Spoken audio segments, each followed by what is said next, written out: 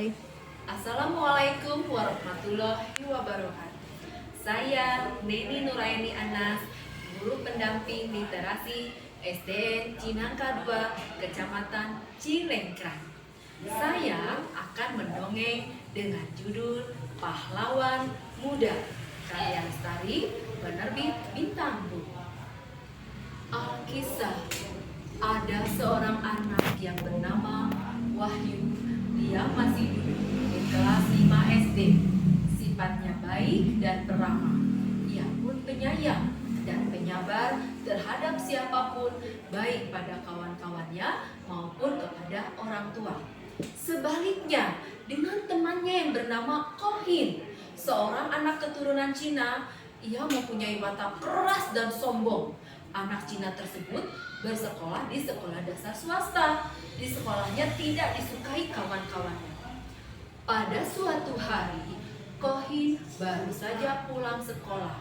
Di tengah jalan, ia memetik bunga-bungaan yang sengaja ditanam pemerintah untuk penghijauan. Kebetulan saat itu ia berpapasan dengan Wahyu yang juga baru pulang sekolah.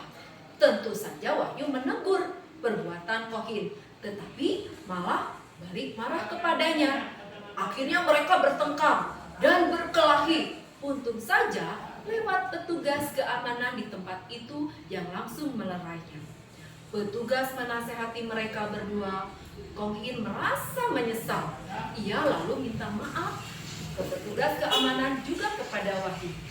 Semenjak itulah anak tersebut menjalin persahabatan. Keesokan harinya, menjelang catur bulan, Kohin dan Wahyu libur seminggu. Wahyu mengajak Kohin berlibur di rumah neneknya di kampung Cirengit. Ajakannya disambut hangat oleh Kohin yang memang telah lama ia ingin melihat keindahan alam desa. Dengan restu orang tua, mereka berangkatlah naik bus.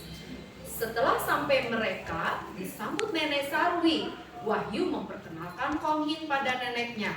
Mereka disuruh makan oleh neneknya yang sudah disediakan.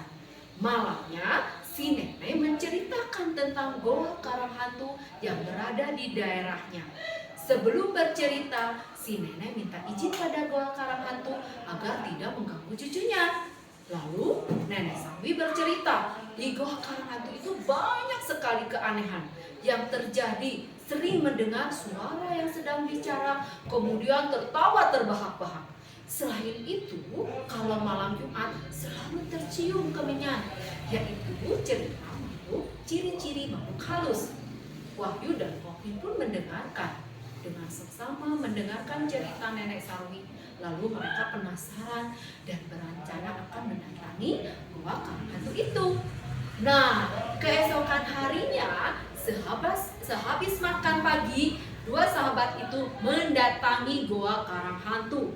Tak lama, terlihatlah beberapa orang masuk ke dalam goa dengan memakai pakaian serba hitam. Di antaranya ada yang memanggul karung dan banyak aktivitas di dalam goa tersebut. Ada beberapa di percakapan di antara mereka. Hasil kita kali ini cukup lumayan ya. Rupanya rencana Pak Lurah selama ini tak pernah meleset. Kalau setiap minggu dapat menghasilkan sebanyak ini, kita akan cepat kaya, jawab salah seorang anak buahnya. Wahyu dan Kohin sangat terkejut mendengar, melihat. Menurut Wahyu, seseorang dari mereka adalah pemimpinnya. Wahyu melirik kepada Hong Him yang menganggukkan kepala penuh arti. Lalu mereka pergi dari gua tersebut dan menceritakan kembali pengalamannya di gua tersebut di daerah Karang Hantu itu kepada pihak yang berwajib. Pihak yang berwajib mendengarkan dengan penuh perhatian. Laporan dari kedua sahabat itu mendapat perhatian sepenuhnya dari polisi. Dan polisi pun bergerak ke Goa Karang Hantu bersama anggota yang dipimpin langsung oleh Kapten Sujana dengan penuh kewaspadaan menyelusuri Goa Karang Hantu. Sesaat setelah berbincang di luar goa, polisi pun kemudian bergerak ke dalam. Jangan bergerak! Kalau kalian berani melarikan diri atau melawan kami, akan kami tembak. Sekonyong-konyong mereka dikejutkan oleh seruan Kapten Sujana yang sudah berada di hadapan mereka bersama seluruh anak buahnya.